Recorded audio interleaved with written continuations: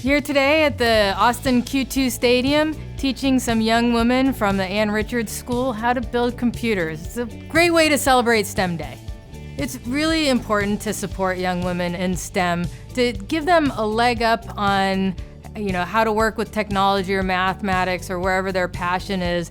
Those opportunities traditionally haven't been available to them. When I started, you just didn't see women around. So seeing this group of young women today was very inspirational.